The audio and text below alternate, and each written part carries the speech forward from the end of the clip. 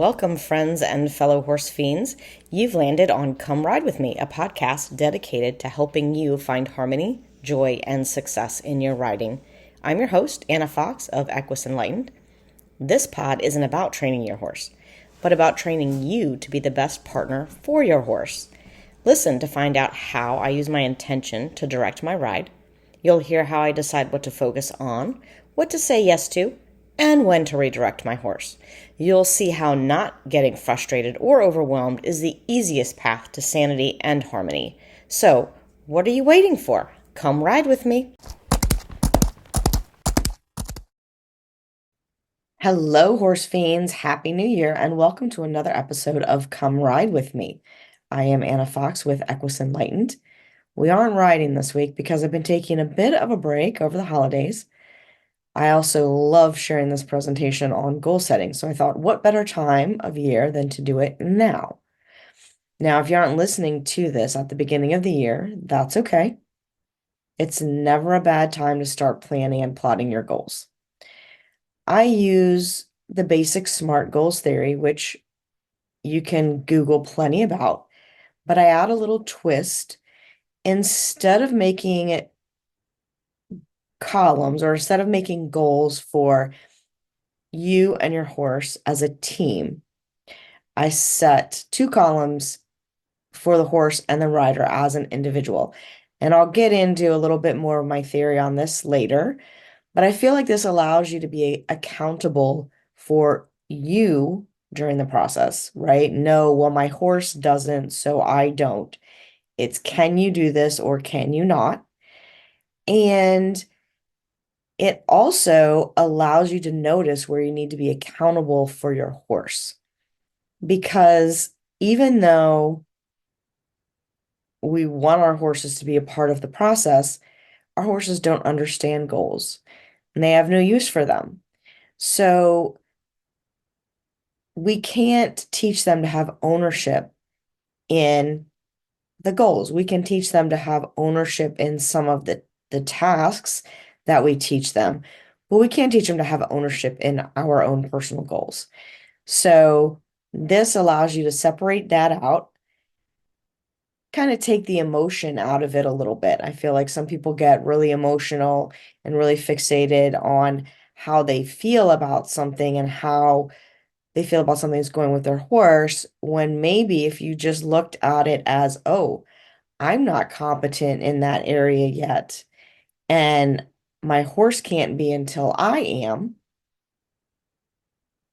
it would help the process along and not help you feel like you were lost. It's really easy to also fall into the trap of not quantifying our goals. Or we make up some really vague ones that maybe we think we'll achieve. The issue with this mindset is that we don't have anything to look forward to because we aren't specific enough about what we want. In college, I studied athletic training and worked with lots of different sports, lots of different types of athletes. And when you're in an athletic training program, it means you're dealing with athletes that have injuries. You're not just managing athletes day to day in their normal course of activity, but you're also managing any injuries they have and trying to help them recover from those, any surgeries, things like that. So we use a lot of different methods of goal setting. Everybody's an individual. And so trying to find something that would motivate that person, yet not leave them feeling let down in any way. And then interestingly, after I got out of college, I actually changed which discipline I was competing in. I had grown up competing in the hunters and then went to doing eventing and then eventually on to just dressage. But when I started eventing, I realized that I needed to start setting goals for myself and my horses again. And I was totally charting new territory for me. So after a lot of trial and error, and horsemanship development, personal development, I came up with this goal setting strategy that I like to use now. That's what I'm going to share with you. And I think it really does hold the rider accountable and allows you to measure the progress of your horses as individuals. So it's also great if you have more than one horse because you may be able to complete some of your goals, but maybe one of your horses is a little bit behind. And that way you're not feeling as a human that you have failed. It's just maybe this horse has a harder time with something than another horse. So, why is it important to measure progress as individuals rather than as a whole? And we can do both. That's totally fine. But a lot of times you've got horses and riders that are at different training levels, also different circumstances. If you have the same, you have two horse rider pairs, and let's say they're friends, and they both have horses and they're both working towards competing at first level. Even if they're in the same barn, their circumstances are not going to be exactly the same, right? So, what we want is for each person to take into account their own circumstances and their own goals and to make them feel like they're making progress and they're not failing because maybe their friend is accomplishing things faster. I think this is key to being a successful rider. Like you and your horse may be a team, but it is your job as the rider to educate your horse on what you want them to know. And separating out your goals allows you to do that. Another thing that makes us unique in equestrian sport is that we usually have one coach. Sometimes we take lessons from multiple people, we clinic with different instructors, but generally we've got one coach. And sometimes they aren't necessarily involved in our day-to-day progress, our day-to-day activities. In every other sport, athletes have multiple coaches. Even if you think to yourself, well, riding is an individual sport, why do I need more than one coach? Take golf, for example. How many coaches does a golfer have, right? They've got a swing coach, a putting coach, a driving coach, a nutritionist, a workout coach, strength and conditioning. They've got an athletic trainer. They've got a multitude of people on their team. And as equestrians, we tend to just have one person plus us, right? I think that's a really hard way to do business. I think that as equestrians, we really sell ourselves short by doing that. We need the collaboration, we need the team, we need many sets of eyes. We need that sense of camaraderie and cooperation to get it all going. And we all know that there's a feel in the equestrian community about too much competitiveness and oh, so and so is going to take somebody's student and all of that. And I think that's antiquated and it doesn't need to exist.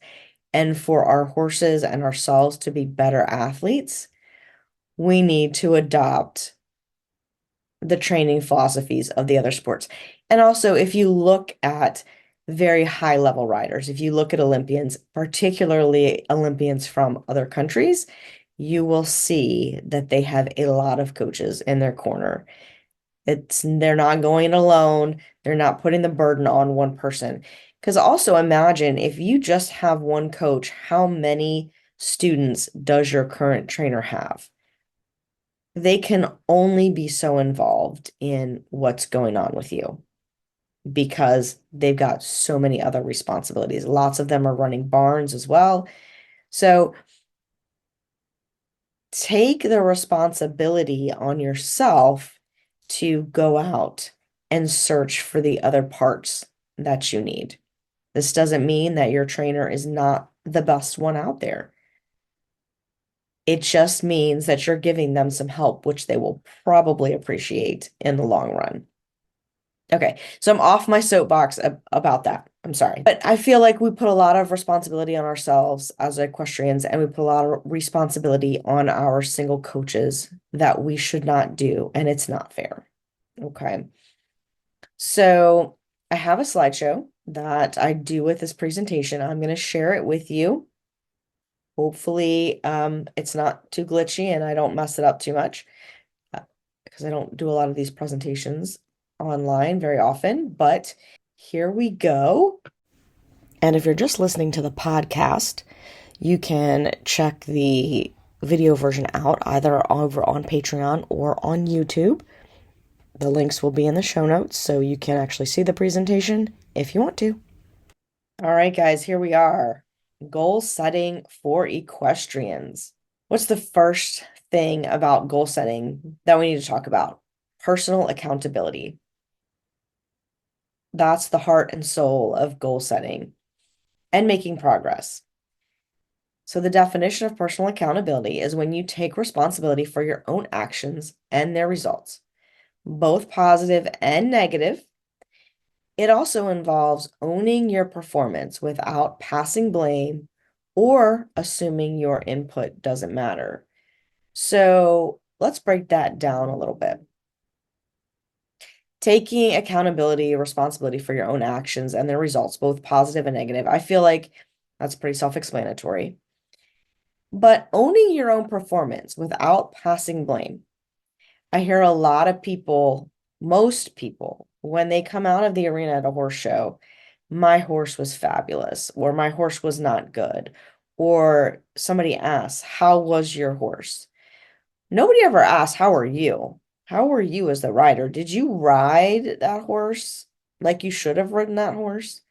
Did you give your horse the opportunity it needed to shine? So that's a form of passing blame. If you're saying my horse did or my horse didn't, that's a form of passing blame.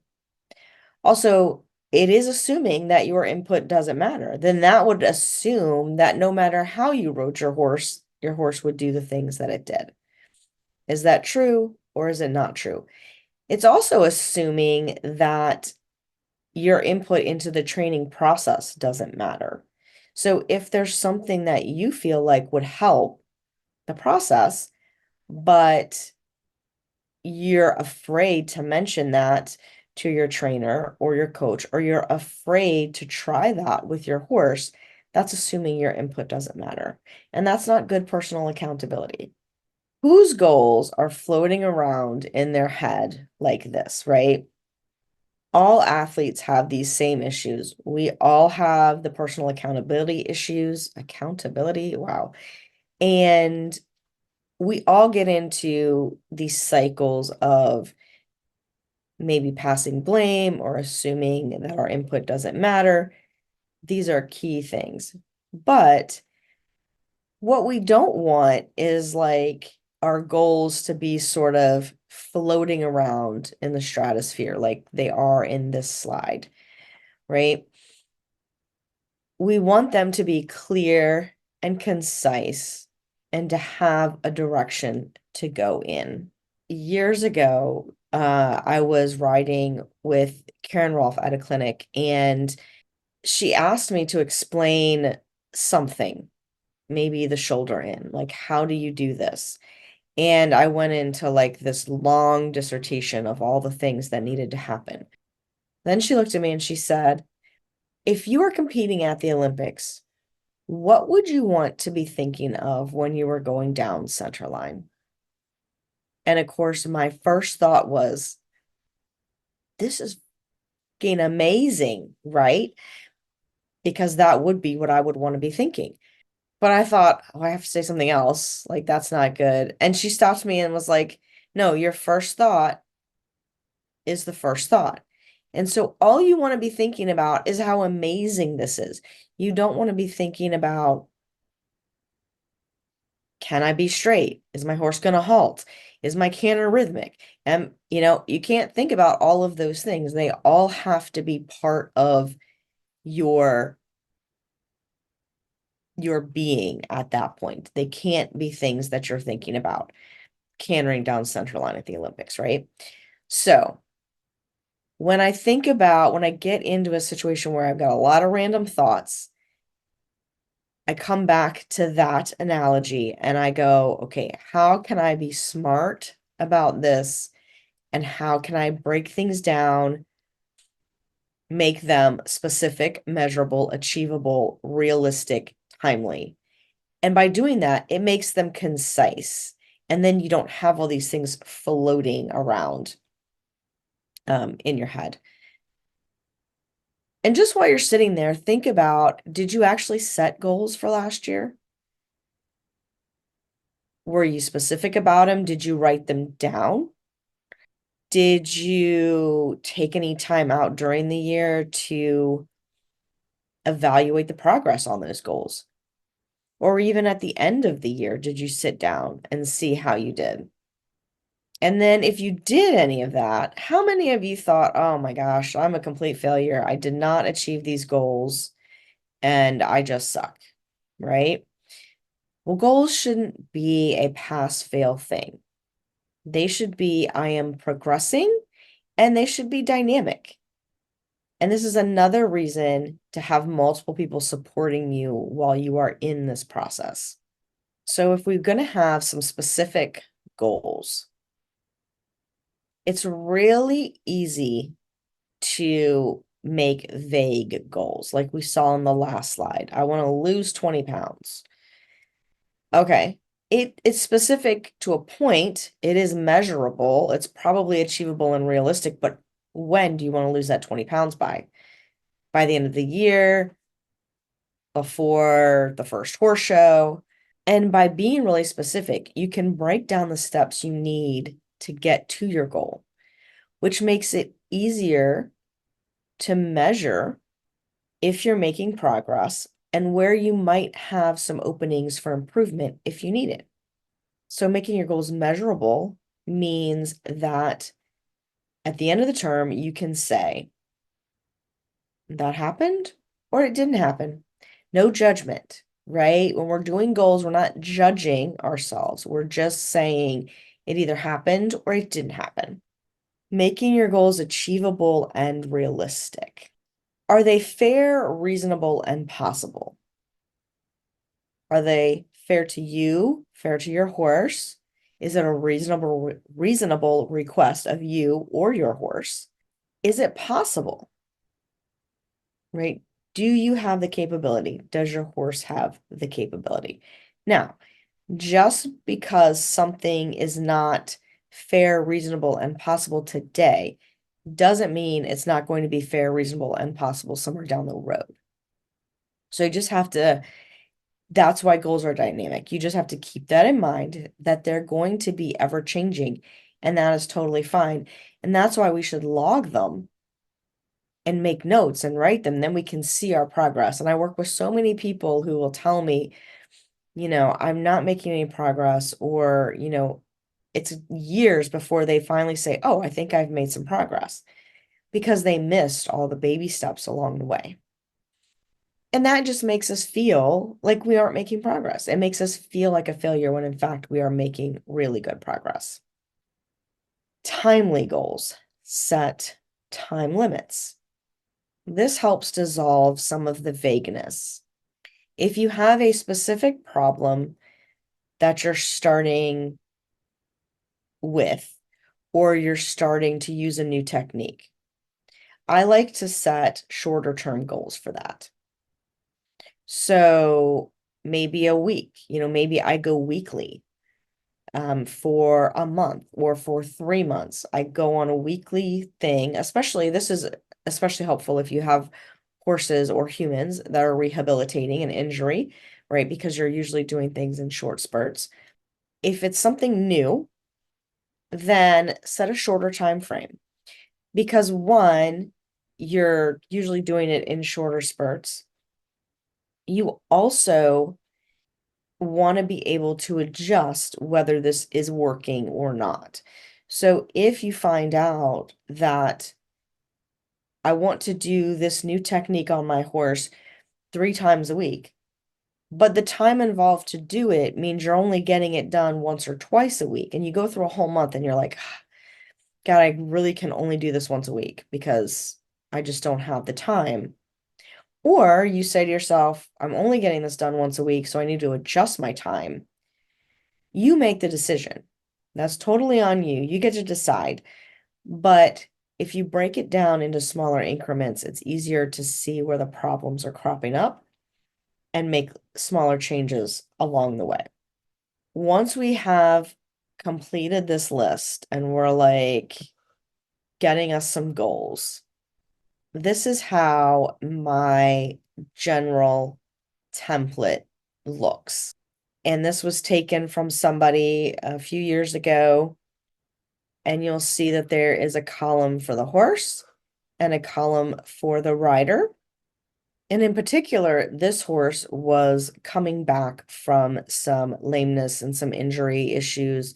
So we had some things like maintaining soundness because that was important. The horse needed to learn how to carry itself in such a way that it was biomechanically correct and maintaining its soundness. The rider needed to build her horsemanship skills. So, starting with the groundwork to help with that, she needed to gain some strength and some balance. This was a very fit person, but her confidence and balance in the saddle was not as great.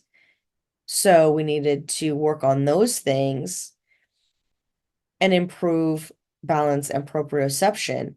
And one of the things that's interesting when you start to make your own column as a writer is you can see where, oh, maybe I need to go take a lesson on another horse. Maybe I need to go do a lunge lesson somewhere, or I need to do a Pilates class or a yoga class, or I need to do something else off of the horse that I'm currently working on to develop these skills. So I really like separating it out because there's no muddying up the waters. You can't say, oh, well, I can't do lunge lessons on this horse. Go find them on another horse. Somebody offers that. Okay. And once you've gotten to this point, have somebody else look over your goals. Somebody that you trust, somebody who's going to give you valuable feedback and isn't going to just blow you off or tell you none of that's ever going to be possible or anything like that. You want somebody that you can trust, and then start telling other people. Because as you throw these ideas out into the universe, it comes back to you, right? It's like just saying it out there in the universe allows the ball to start rolling. So tell everyone. If in 3 months you go and you look back at those and you're like, oh, I'm still not here with my balance and my proprioception. Don't judge yourself. Don't say I'm a terrible human and throw that out the window. Figure out a way to make it better. Ask somebody who you know that has amazing balance and proprioception in the saddle how they got that way and see if they can help you. Okay, reach out. Don't keep it all to yourself.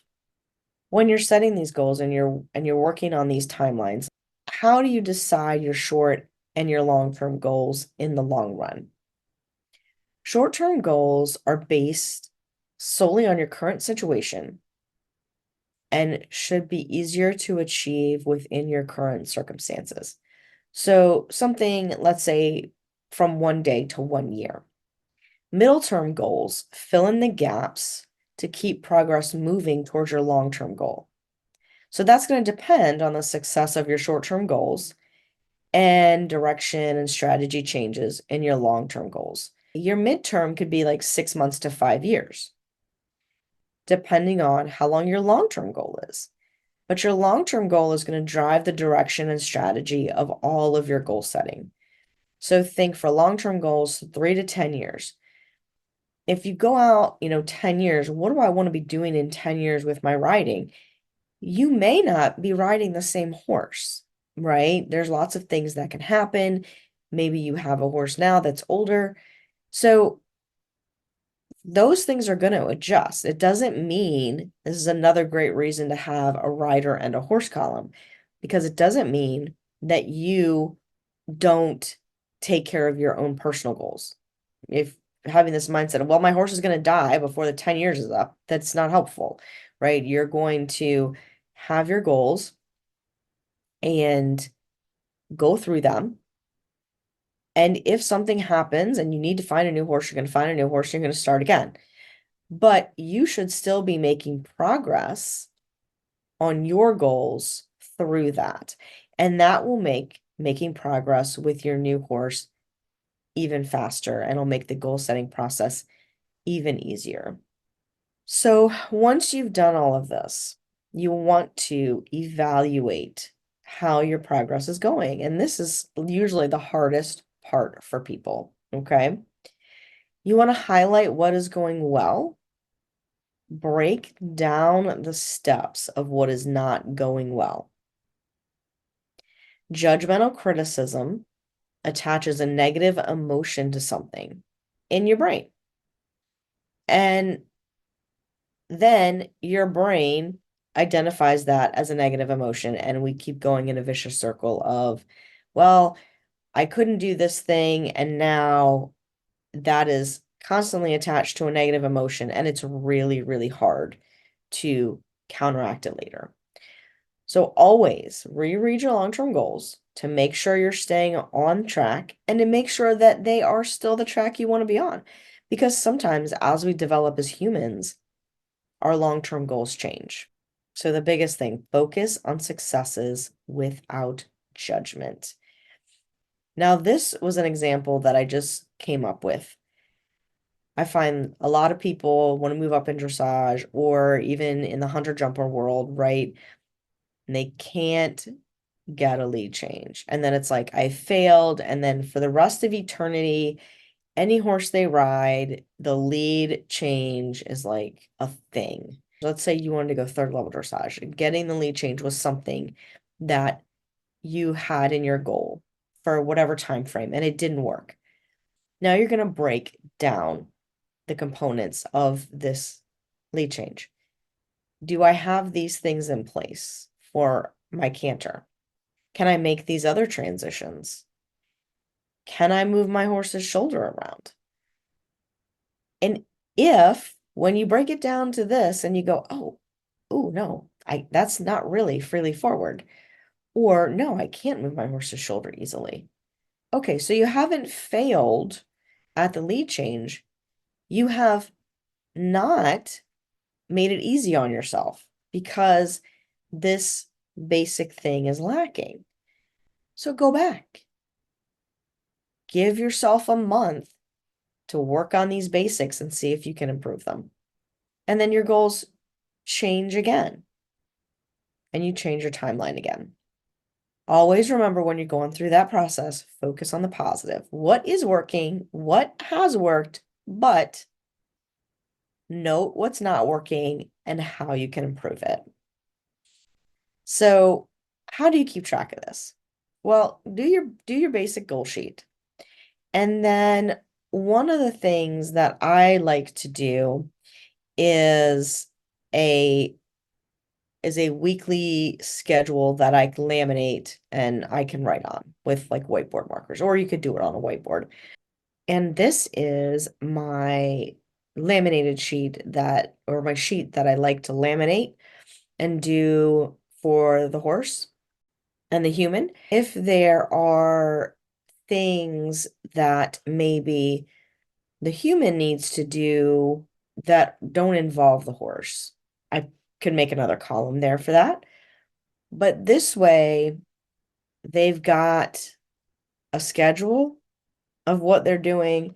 We've got things to improve on down here. We've got some non-riding activities that we can blend in. And they really have an idea of how they're going about their weeks.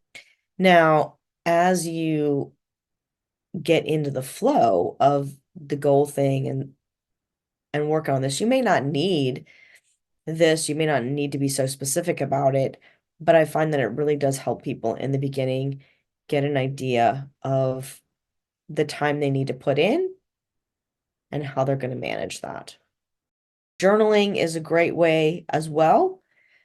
And I would say just get you a notebook, keep it in your tack room so that as soon as you're done writing, you can sit down and you can write down the things and put a copy of your goals up in the front and just see if you are getting where you want to go. All right, so now we've learned all of this about goal setting. What are the biggest do's for setting your goals? Do write it down. Do be specific. Do be fair. Do tell everybody and do set a timeline. Okay, guys, I hope this helps you. I love talking about this, so if I can help you in any way, just reach out to me. I do goal setting consultations. We can do them via Zoom. We can make our lives so much easier by just setting a few simple goals. Next week, we're going to be back with a riding episode, and hopefully the weather here in Virginia will cooperate with us. But have a great week, and I'll see you next time. Thanks for listening to this week's episode of Come Ride With Me. My goal is to demonstrate to riders that we don't have to do something every second of a ride. We don't have to do things a certain way or at a certain time. Just staying present with your horse and gathering non-judgmental information about how they are going is way more beneficial than overthinking and overworking. If you'd like to learn more about what I do at Equus Enlightened, you can find me at equisenlightened.net or on patreon.com/equisenlightened. You can also find me on social media as Equus Enlightened. I will put all the links in the show notes. And until next time, happy riding! Oh, before you go, please remember to rate, review, and share this pod so others can find it. I would love constructive criticism, but like my mom used to say, if you don't have anything really nice to say, there's no need to say it. Just ride on, my friends. Have a great week.